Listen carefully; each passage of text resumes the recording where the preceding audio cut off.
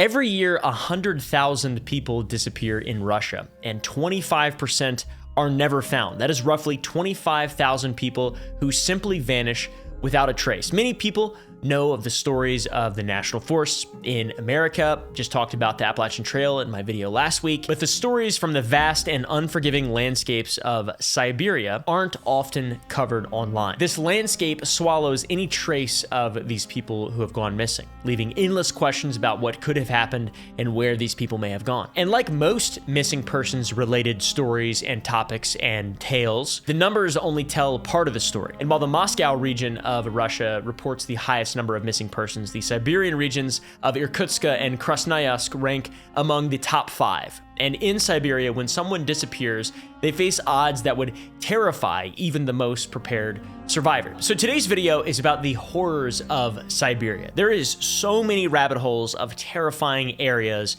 around the world. Also, the beauty. We're gonna be talking a bit about the beauty of Siberia and showing you guys some of it. One thing pretty crazy about Siberia is how big it is. It isn't just a large remote area. It is 9% of Earth's land surface. It's a 5.2 million square mile frozen tundra hell, basically. And for those of you who use kilometers, it's 13.4 million square kilometers, 5.2 million square miles.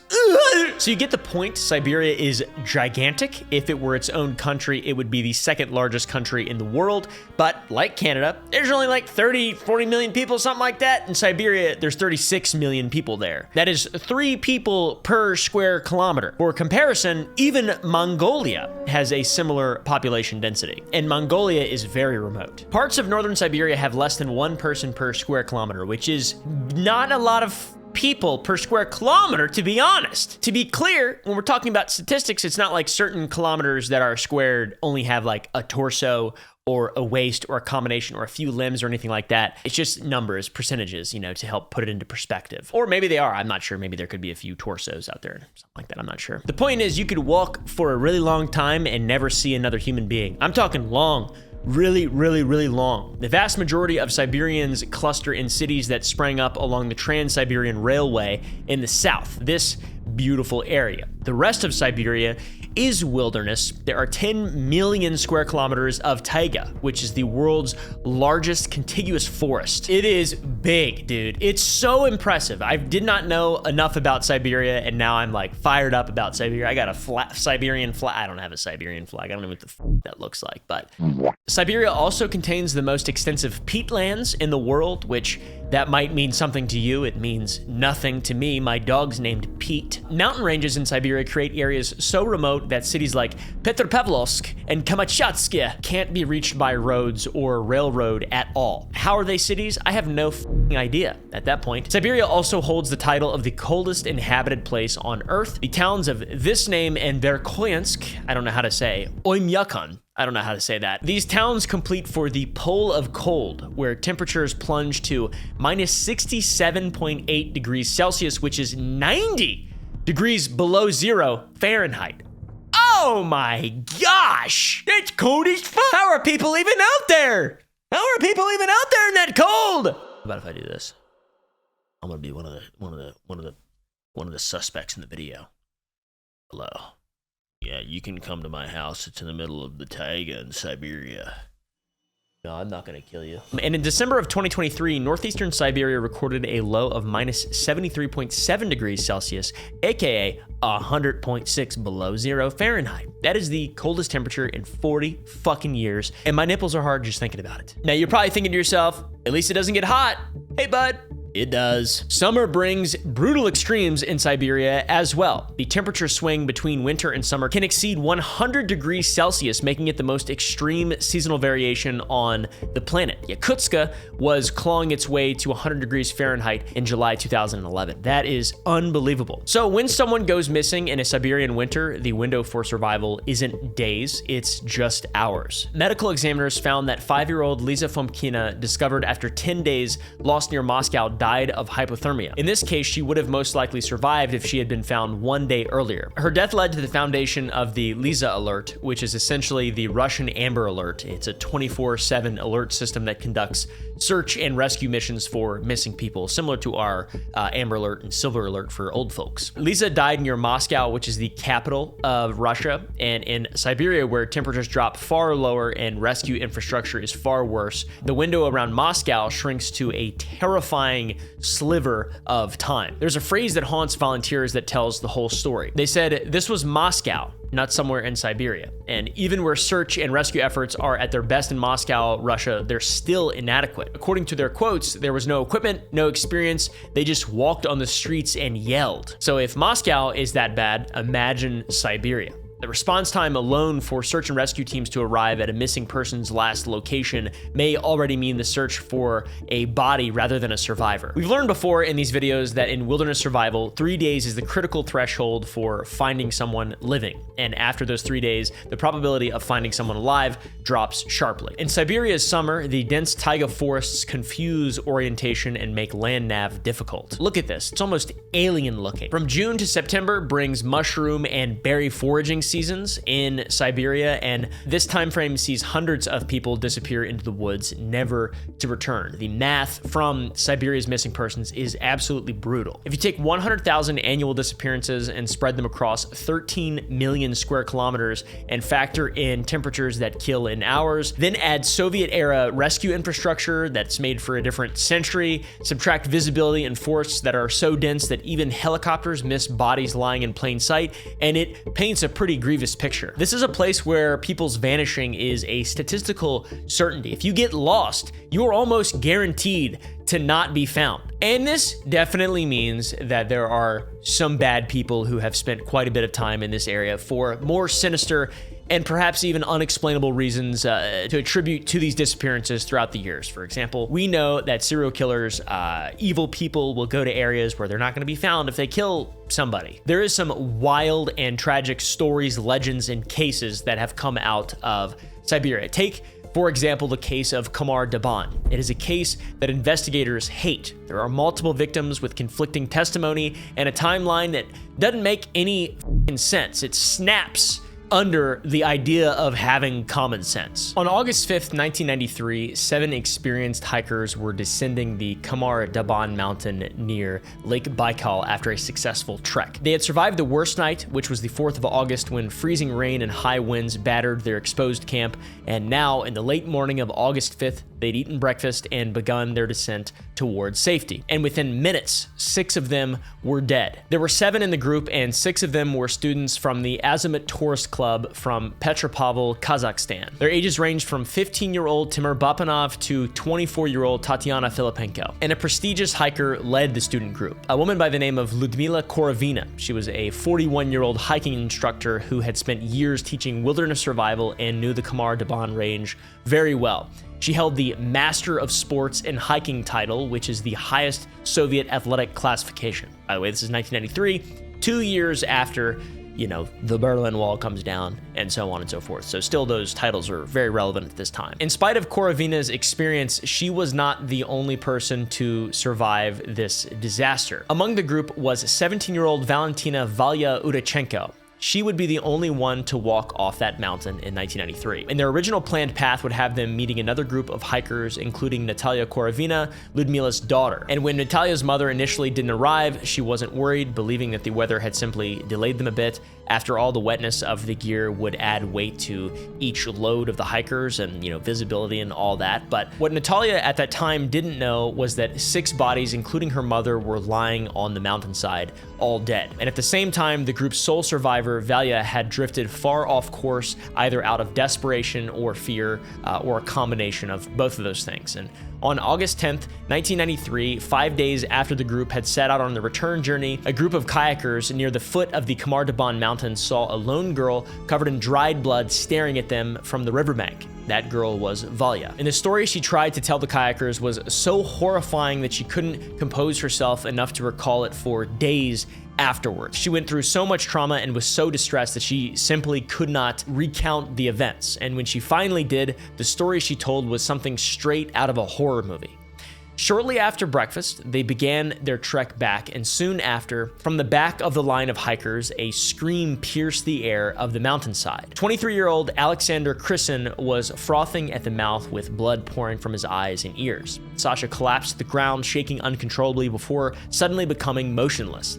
And the group's leader, Ludmila Korovina, rushed over to Sasha while urging the rest of the group to continue onward down the mountain. Not long after the remaining group had departed, another scream was heard, and the group, now 5, returned to find Korovina exhibiting similar symptoms to Sasha, blood rushing from her eyes and nose and foam spewing from between her lips. She shook violently before collapsing on top of Sasha, who had died in the same way. Korovina was the leader of the group. She was the expert hiker and survival instructor of the group of people there. They needed her, and so they rushed to her aid. Tatiana, the second oldest of the group, reached Korovina first, and not long after, she grasped at her throat as she was also unable to breathe. Horrifyingly, she didn't simply shake before collapsing. Tatiana reportedly went to a rock and began bashing her head against it repeatedly until she too went still. Obviously frightened by what they had seen, the two youngest of the group, 16-year-old Victoria Zelasova and the young 15-year-old Timur Bopanov, ran away. And while fleeing, before they could get too far, they both collapsed, throwing up blood and clawing at their own throats, and in their final moments tore themselves free of their clothing before also becoming motionless. So the only two of the group of 7 that are left are Denis Shvachkin and Valya. And after witnessing this, they begin running as well. And not long after, Valya was on her own, as Denis had fallen as well. Fearing for her own life, Valya left her friends entirely behind and ran for days. Valya had left in such a rush that she left behind almost everything that she needed. She only brought her clothes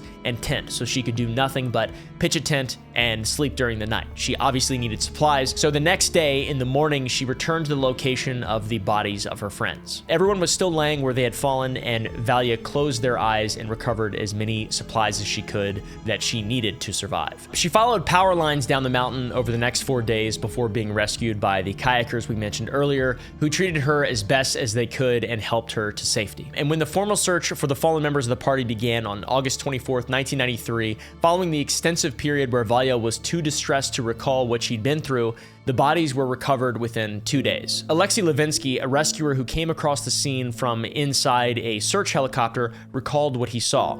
He said, "Clothes and backpacks were bright. The group lay on a clear slope 200 to 250 meters below the mountain ridge towards the Snetsnaya River basin. There were also 200 to 300 meters left to the forest border. I don't remember birds or crows singing or flying there at the site of death. It's well purged, the bodies were partially mummified, and there was not even a corpse smell." Now, according to an autopsy, all of the hikers had died from hypothermia, except for Ludmila Korovina, who had died from cardiac arrest. The autopsy revealed other abnormalities such as bruised and fluid-filled lungs, as well as protein deficiencies in some of the mummy's muscles, suggesting possible starvation. What's strange about this is that it was a relatively short trip, and Valya had scavenged food from their bodies and gear, so she had food. They had food. 25 years after the events on the mountain, in 2018, a reporter tracked down Valya, who had buried her days there so deeply that not even her own husband was aware of this story from 1993.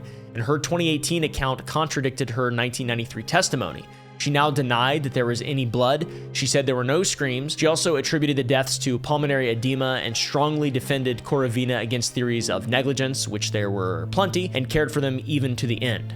So what possibly could have happened here? Her story many years later changes drastically when compared to her testimony. Maybe her testimony is just, trauma and how she's envisioning it, and she's just sort of out of her mind, which obviously you can't blame her. As a result of these conflicting testimonies, there are a ton of theories. Maybe it's a supernatural phenomenon stemming from this occurring near Lake Baikal, the deepest lake in the world in the center of Siberia's Baikal Triangle. That's what some people who breathe out of their mouth might say. Or maybe it was the result of some remnants of Soviet military testing that went awry. Let me know what you think happened down below. The official explanation is hypothermia with paradoxical undressing, which is a phenomenon that occurs when you're dying from hypothermia. Victims often remove clothing due to temperature regulation failure in the brain. You just start undressing even though it will kill you faster. The group had endured days of freezing rain and spent August 4th collecting medicinal goldenroot while soaked and exhausted. They couldn't build a fire that night and showed classic signs of hypothermia deaths. But the timing of it is a bit confusing. Why would hypothermia strike suddenly and fatally within minutes on the morning of August 5th after they'd survived the coldest, wettest conditions and just eaten breakfast? That part's confusing. Maybe the testimony is incorrect. I'm not totally sure. Rescuers Valery Tatarnikov and Vladimir Zinov believe that it would have been impossible for the hikers to die of cold given those conditions. Zinov instead suggested that it was perhaps altitude sickness that had been responsible, but even that is suspect, as the highest point in the Khamar daban range is this Podkova. I don't know how to say this word. Utilskaya,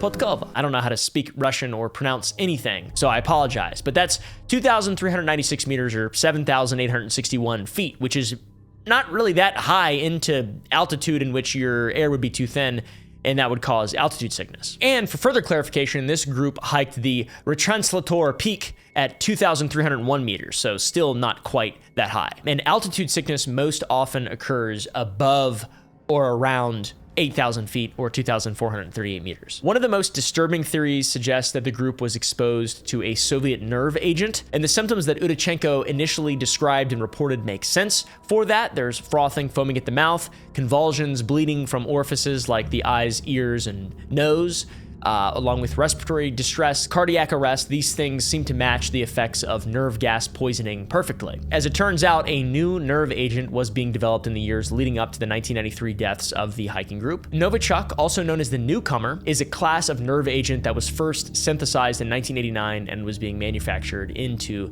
the 1990s. It's among the deadliest nerve agents ever created, estimated to be 5 to 8 times more toxic than the VX nerve agent. VX being the nerve agent that was used in the assassination of Kim Jong-un's half-brother, Kim Jong-nam. Novichok agents are also very stable and will not evaporate or break down in water. And with Siberia being a primary region for weapons testing in the USSR, obviously what the else is going to happen out there? Is it possible that residual Novichok dormant in the area was reactivated by severe storms the night before the group died? Not exactly sure. Some people on the internet seem to think that a flaw in this theory, I shall say, is that this is a popular area for tourist hiker groups, especially during peak season, which would make it an unlikely candidate for a secret testing site for a new nerve agent, to be honest.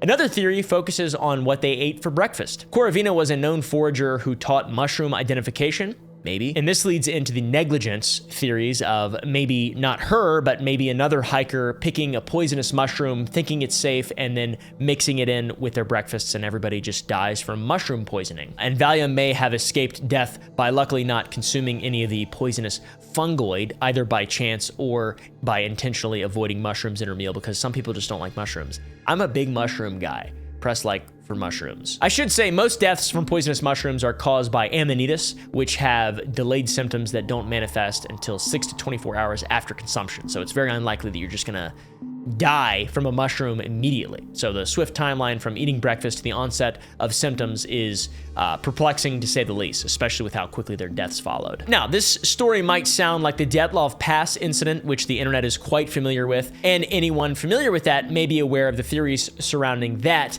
in regard to katabatic winds and infrasound. The infrasound theory in particular is very interesting to me, and that theory circulates in conversation of the Khamar daban group theory 2 as well, or whatever. Katabatic winds create cold airflows down a mountain, which could have quickly caused hypothermia to the group, and infrasound are sound waves undetectable to the human ear, so they can cause psychological distress in the form of panic and hallucinations or even cardiac arrest. You've probably heard of Savannah syndrome. That's the idea of EMF and magic invisible shit killing people. So if katabatic winds had frozen the group, why not Valia?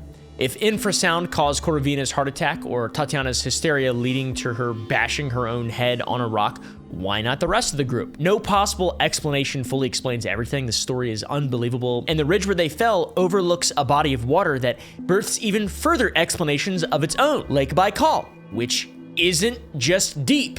It's also very odd. From magnetic hiccups to strange lights beneath the water, Baikal may offer answers to the questions raised on the mountainside. Lake Baikal is called the Pearl of Siberia. It's beautiful and holds a ton of records. At about 20 to 25 million years old, it is the oldest existing freshwater lake on Earth at a maximum depth of 5,315 feet, or 1,620 meters. It is the deepest lake and continental body of water on Earth. Not to mention its staggering size. It's 395 miles long with an average width of 30 miles. It's also the largest lake in the world, holding 5.5 thousand cubic miles of fresh water, which is about 20% of Earth's unfrozen fresh water. That's crazy. Siberia is big.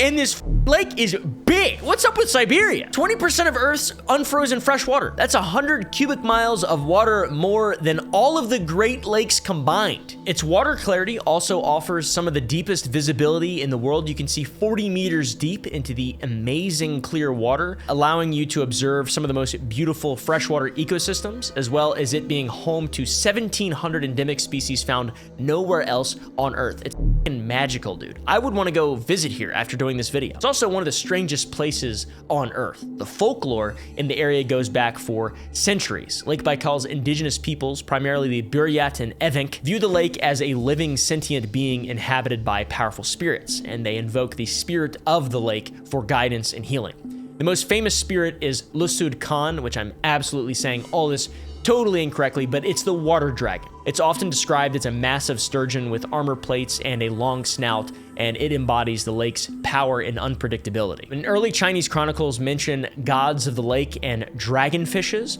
while Russian explorers documented indigenous fear and reverence for this being. Lake Baikal holds profound spiritual significance as the sacred center of North Asian shamanism. The Evenk people, dispersed across vast Siberian territories, including areas south of Lake Baikal, all maintain their own distinct relationship with the lake. Evenk traditions describe the Lord of the Waters as a serpentine or fish-like creature embodying the powerful and unpredictable nature of Siberia's rivers and lakes. It's incredible. Historical accounts document that before complete Russian colonization in the 18th century, Evenk princes sent envoys with rich gifts to Lake Baikal. They would send furs, cattle, and precious stones loaded onto special boats as a tribute to the powerful creatures that lived deep beneath the surface of the lake. And if we compare the old accounts of indigenous folklore to more modern occurrences, it can offer us a different perspective and a different answer as to what could possibly be hiding there. There are plenty of reported UFO sightings. Russia is known for its unique UFO sightings and all the crazy alien shit that happened during the Soviet era. One such event being the claim that the KGB shot down a UFO with a surface-to-air missile before then being turned to limestone by the 5 aliens that emerged from the downed craft. But what happens at Lake Baikal in particular is reported so frequently that it's hard to ignore or dismiss as a simple hoax, like a lot of these other things, the limestone men. Now, one-off stories that don't offer any sort of definitive corroboration can be pretty hard to believe on their own merit, like the story of the supposed military encounter from 1964 with a UFO near Lake Baikal, where an anti-aircraft missile unit witnessed an unexplained glow over the lake before a fiery orange sphere broke through the surface, or a 1965 sighting where a cigar-shaped object flew across Baikal, releasing several spheres, then disappeared near the Khamar daban mountains, which, you know, that's pretty strange. We've been hearing a lot about cigars and UFO spheres recently here in America, so that's kind of freaky. By the way, those are the same mountains in which the hikers died in an unexplained manner. I'm not saying aliens did it, but people online are. Okay. But the most documented incident occurred in the summer of 1982. 7 Soviet naval divers were conducting routine training exercises at a depth of 50 meters when they encountered humanoid-shaped creatures. The divers described them as approximately 3 meters tall, which is 9 to 10 feet, and wearing silver metallic suits and transparent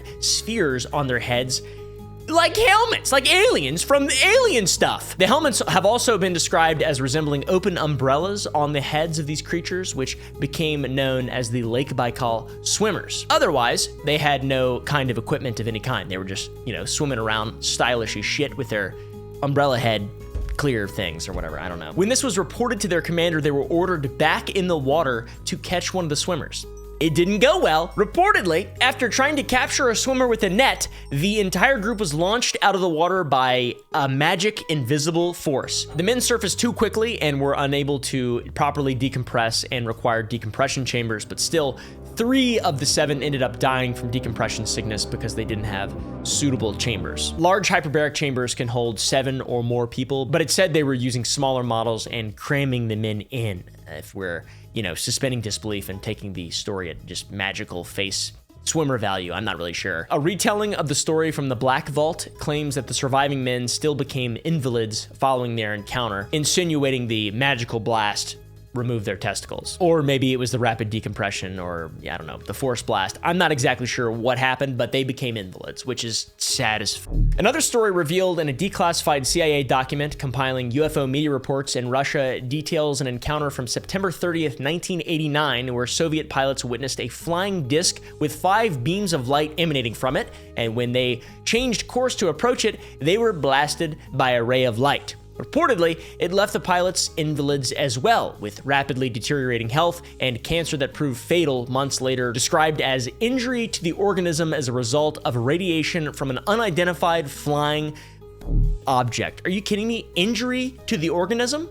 Now, it's probably a reach to associate any of this stuff, any of these UFOs pilots are encountering with the Lake Baikal swimmers. You know, the swimmers occurred 7 years prior, but interestingly, both encounters involve military personnel being targeted with magic energy that then left them invalids. And the use of these magic beams were only as a result of the men being too aggressive to the supposed alien or alien craft. The Lake Baikal swimmer story is very strange and is supposedly even corroborated by fishermen in the area. Historic Mysteries reports a 1990s fisherman, fellow by the name of Nikolai Kiriv, who described a large silver human-shaped figure leaping from the lake like a flying fish at night. It's like Rob Schneider from The Animal when he's like a dolphin or whatever, but it's a guy in a shiny metal suit. There's also 3 locations around the lake that have earned reputations as cursed zones: Cape Ritye on the western shore, the Great Ushkani Islands, and the Ulkan Islands, or the Devil's Crater, where ships vanish. In 2003, a private yacht was pulled beneath the surface, leaving 1 confirmed dead, 7 missing, and of the 5 who were rescued, 1 of the injured was a child. You see, in 2011, a pleasure boat named the Yamaha disappeared and no wreckage was ever found. And if that wasn't interesting enough, here's where it gets even more interestinger. The lake sits in an active tectonic rift zone where plates are pulling apart at a rate of 4 to 6 millimeters per year. This creates intense seismic activity, hydrothermal vents, and something unique in freshwater: gas hydrates. Lake Baikal is the only confined freshwater lake where gas hydrates exist. An estimated 1 trillion cubic meters of methane is stored in crystalline form at the lake's bottom. For context, the Earth's entire atmosphere contains only about 5 gigatons of fart methane, and Baikal's sediments hold 424 gigatons, dude.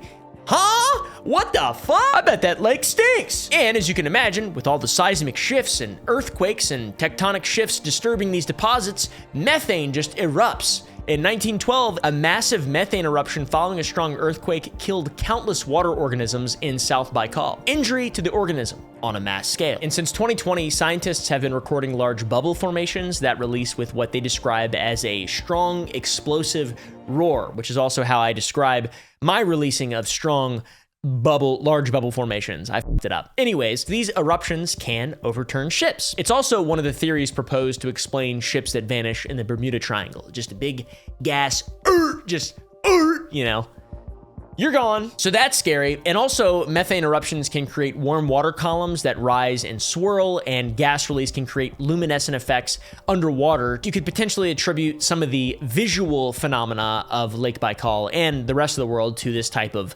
thing. Rapid pressure changes from these eruptions could create unusual phenomena that in the dark depths might appear to be something alive and moving without any kind of real actual organism living to be injured. Methane gas hydrates could also explain the underwater lights if they are ignited in some way. The resulting methane explosion could look like something glowing or erupting from the water, a little bomb or some shit like that. I don't know, dude. I'm not a science person. I'm a YouTuber. Go to sour.gg. All right, guys? Go to loz.gg and sour.gg and gump.club. Am I right? Join the Discord. We got a Discord in there. And also go to loz.gg and download the mobile game that we've been working on and give feedback to it. We want it to be a good alternative to like a Subway Surfers or something like that, but with our lore, our artists or drawings. I mean, look at the front page. It's so cool, dude. Anyways, back to the Baikal Rift Zone. It produces magnetic field anomalies that differ dramatically from both adjacent territories and oceanic rifts. High amplitude magnetic disturbances of tens of nanoteslas have been detected from this area. How about nanotesla? It's a cool word. These anomalies can confound ship navigational equipment and may contribute to the cursed zones where vessels disappear in this triangle. Then there's the ice rings, the mysterious circular formations 5 to 7 kilometers in diameter, too large to see from the ground, but only visible from satellite images that first captured them in the early 2000s. They appeared as dark rings of thin ice surrounding bright centers of thick ice, and in 2016 to 2017, field studies finally solved the mystery. Warm, lens-like anticyclonic eddies rotating clockwise beneath the ice. What? You telling me there's a big thing spinning under the water? Water 1 or 2 degrees warmer than its surroundings melt the ice in strange circular patterns. 2 vans sank after driving over these ice rings during the study period, which is crazy. Now that could be considered a mundane explanation because it isn't aliens, but it's still dangerous, and it's an idea we'll revisit later. So what about the humanoids, the Baikal Lake swimmers? A mundane explanation for them is that they are simply a misidentified species, like a Baikal seal. Baikal seals are one of the only freshwater seal species in the world, and they have white-gray undersides that could be mistaken for a silvery, sexy, gay humanoid flying through the water at Mach speeds. They're approximately the correct size when viewed from a certain angle and can remain submerged for extended periods. Also, transparent ice formations could create illusions of humanoid shapes, and I don't know. I really don't know. It's probably aliens, though, for that one. Maybe some mundane explanations in there, but still, mundane explanations or not, there are still a horrifying amount of disappearances in Siberia, and the numbers are staggering. In fact, the most horrifying stories are often hidden within the vast statistics and numbers. It's tempting to blame the lake, the lights, the sky, UFOs, but it appears the most efficient, non-mundane, nature-based disappearance engine in Siberia is men, a human, a man in uniform who turned the blank spaces on the map in Siberia into hunting grounds.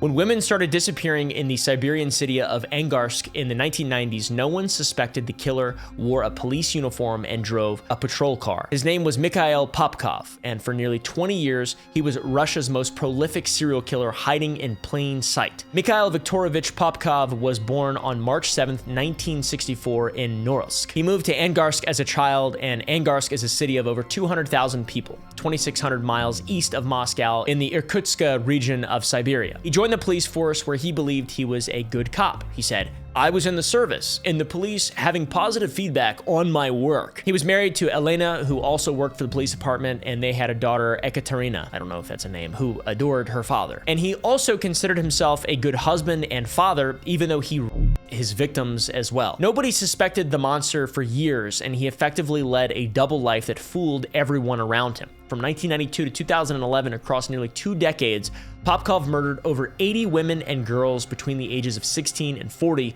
leading him to earning the moniker the Werewolf and the Angarsk Maniac from Russian media. Popkov's effectiveness came from exploiting his position of authority. He wore his police uniform and drove his police car off duty at night. He targeted women he considered immoral, and immoral to him means those drinking alone at parties without male escorts or walking alone after dark. He believed he was going to cleanse the streets of prostitutes, but his bar for a prostitute was very loose. This is how he described his victims. He said, "The victims were those who, unaccompanied by men at night without a certain purpose, were on the streets behaving carelessly, who were not afraid to enter into conversation with me, get into my car, and then go for a drive in search of adventures for the sake of entertainment, also ready to drink alcohol and have sexual intercourse with me. Not all women became victims, but those of a certain negative behavior I had a desire to teach and punish." So that's f***ing insane. Remember, by the way, he's in police uniform and a patrol vehicle offering women rides. Of course,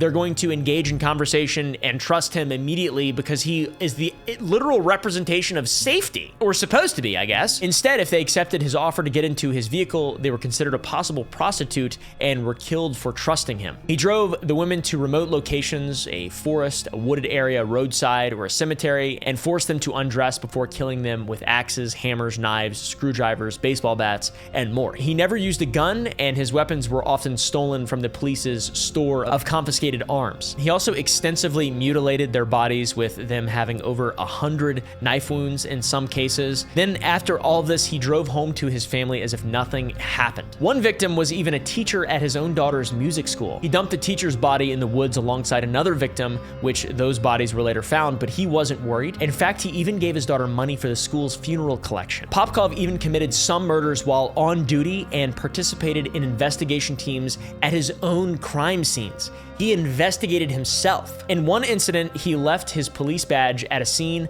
returned to retrieve it, and finished off the victim with a shovel when he discovered she was still alive. Several women did actually survive Popkov's attacks. One such woman is Yevgenia Protasova, who at the age of 18 in 1999 got into his car after being shown the police badge, at which point she was hit over the head, taken to a forest, and choked before being left for dead. Yevgenia came forward in 2012 after seeing a photograph showing Popkov had been arrested, likely due to fearing contacting the police when it was a police officer who had attacked her. I can't imagine just living so long knowing your attempted murderer is out there still killing the maniac. It's up. The murders went unnoticed for so long because Angarsk in the 1990s had a terribly disorganized investigation team, and according to one senior investigator, Sergei Derzhavin, practically none of the cases were investigated, a third of the material evidence was lost, and no one was responsible for anything. It's like, man who worked there's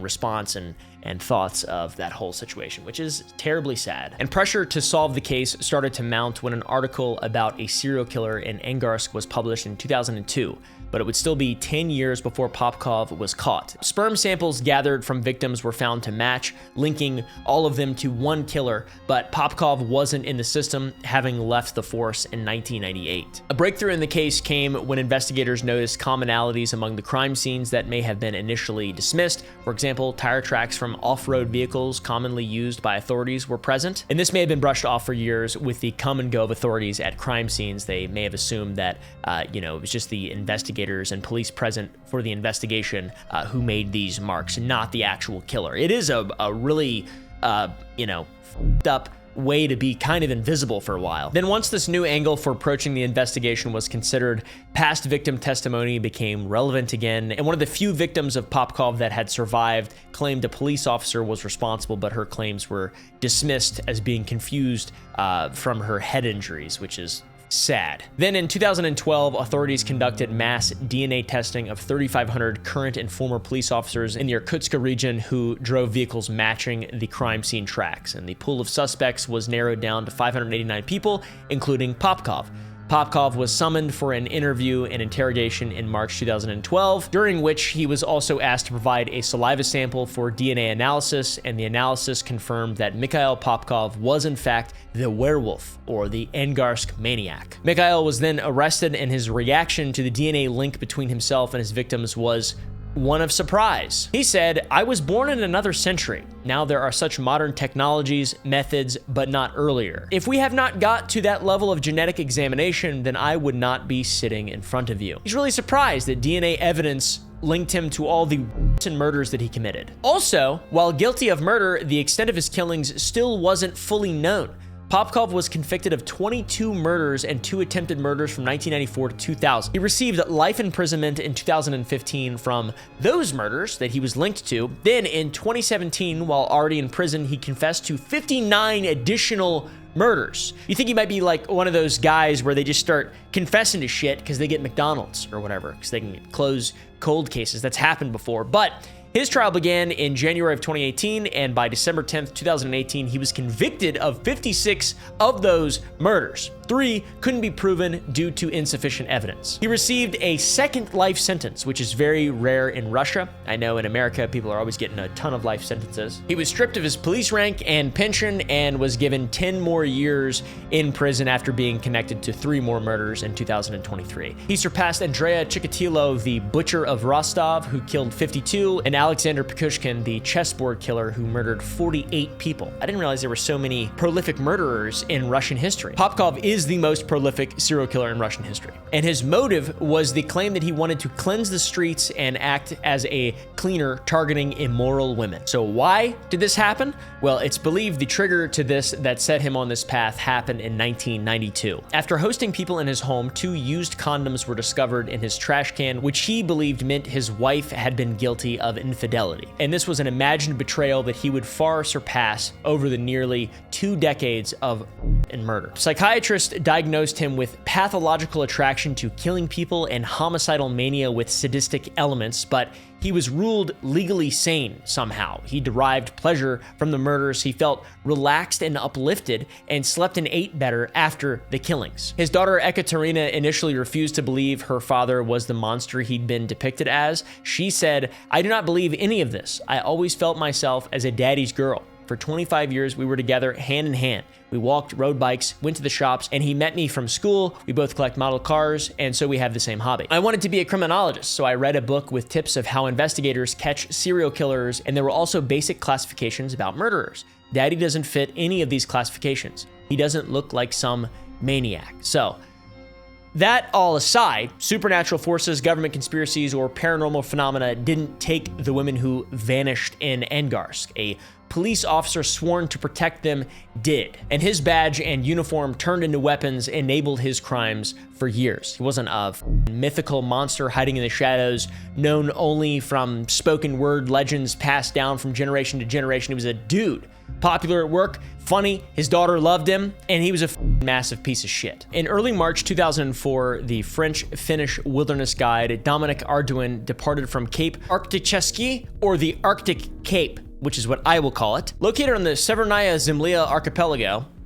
I'm just done trying to pronounce stuff. Approximately 3,500 kilometers northeast of Moscow, it is among the furthest north landmasses on Earth, let alone Russia. Dominic was attempting to become the first woman to reach the geographical North Pole alone and unaided. And 1 year earlier, she'd attempted the same journey and failed, and somehow lived. During her fail, she was rescued after falling through the ice and had to have most of her toes amputated due to frostbite. Now, she was trying again. She made contact on the first day of her trip, Friday, March 5th, but by Saturday, after only 1 day of travel, her trainers lost contact with her. And as a safety precaution, Arduin had switched on an Argos beacon, which sends positioning data, but her team couldn't detect the signal from this beacon. And along with her Argos beacon, Arduin also had 2 satellite phones, but she never answered attempts to reach her on either. When she vanished, she was only 15 miles from her starting point. So, an investigation began and quickly discovered something disturbing. Almost everything about Dominic Arduin's life was a total lie. This backstory of hers was discovered to be fabricated after her disappearance. Arduin was born in 1961. She moved to Finland in 1988 and for 15 years worked as a guide in Finnish Lapland, receiving dual citizenship. She had claimed she had grown up in the Alps and had been orphaned at an early age following a car accident that had killed her parents, which is some Dr. Evil shit. She also claimed she was a cancer survivor who had suffered from osteogenic sarcoma, which is a form of bone cancer, and she had that for 10 years. And another claim was that she was the only child in her family aside from her dead sister, so nobody who can, call that bullshit out. It seems like things have really changed. The internet prevents people from just being able to lie. People before the internet could just lie about everything, which is really fun to think about. She did reach the magnetic North Pole in 2001 and was a well-known figure in the outdoor adventure community. She'd won the Paris-Dakar mountain bike rally in 1987, and she was a world champion in kayaking from 1981.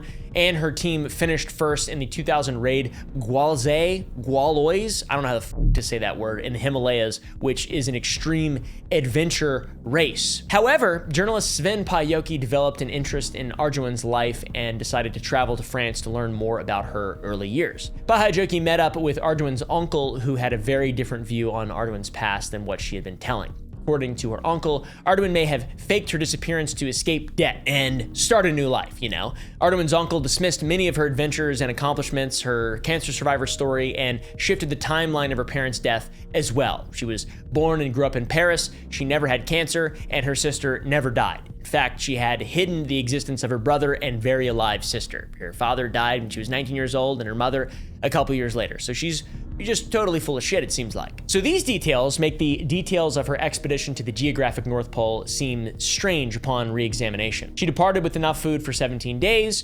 17 days may seem like a substantial amount, but Ben Saunders, who made the trek in 2001, years before Arduin's attempt, spent 59 days on the ice. Also, in her final communication with her team, she'd stated she had, in fact, turned on her Argo speaking. So why then were they never able to establish a connection to it? I have no idea. She called moments before planning to kayak 55 kilometers in the Arctic Ocean towards the ice pack where she would start skiing, then just silence. Rescue helicopters began searching on Tuesday, March 9th, and Arduin's friends in Finland reported her missing to local police on March 13th, a week after she was last heard from, prompting Finnish authorities to request a search for her by Russian police and rescue services. The same day, they even rescued Frédéric Chamard-Boudet, a man attempting the same journey to the North Pole alone, though he started from a different point, but it was in the same region. He had fallen into the water, at which point he called for help. These people are crazy. It's kind of hard to feel so bad for somebody trying to go to the North Pole, dude. That's where Santa lives. Don't go there. So why was Arduin not able to make a similar call for help like this other guy? Did something happen so she was unable to make a call, or did she choose not to call? Not totally sure. The helicopter searching for Arduin did find signs of a campsite and ski tracks on the ice pack that she'd been kayaking towards, which dispelled theories that she'd fallen into the water and sparked hope that she could be found. But her uncle, D1 hater. He said that she faked her disappearance to escape death, which is crazy. Quano Fagerstrom, head of police in Ivalo, the town in Finnish Lapland where Arduin lived for the past 15 years, stated on March 24th that year, the Russian rescue services have searched for Dominic Arduin but have only found one of her ski tracks. They searched for her by helicopter and on skis following a ski track that ended in a 100-kilometer wide open stretch of water. Christian Desmarliev of Seroplex, the French logistics firm which had provided services to her expedition, stated, "We think she is probably dead. I think she died on March 6th, but without finding a body, one can never really be sure."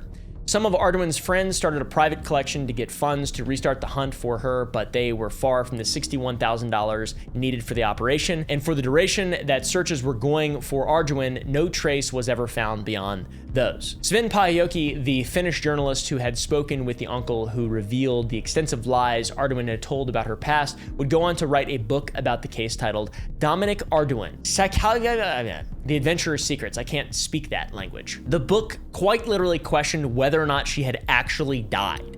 His theory was that Arduin was never planning to reach the geographical north. Instead, the plan was a carefully crafted ruse to fake her own death. She never left for her journey and instead is living somewhere in Russia, France, or Germany to escape death. It implies that when she told her team that she'd switched on her Argos, it was another of many lies told to aid in her escape, but it's obviously important to remember that a campsite had been discovered with ski tracks on the ice pack that she'd kayaked 55 kilometers to reach. So that's, you know, I don't really know how you would explain that in the theory. Were they planned it or staged ahead of time? I'm not totally sure. Either way, the Arduin disappearance is another exemplifying example of why Siberian vanishings continue to evade resolution. Even with extensive documentation, media coverage, search operations, post-disappearance investigations, answers still remain elusive to people who just disappear, whether it's because they're dying from nature, aliens, being murdered, or just leaving their life behind. Anyways, thank you guys for watching this deep dive into, you know, some more crazy shit. If you want to see something specific, comment down below, join the Gump Club Discord, and leave some ideas in there. I really appreciate you guys so much. Go to sour.gg, support the channel, so on and so forth. Appreciate it. See you all in the next one.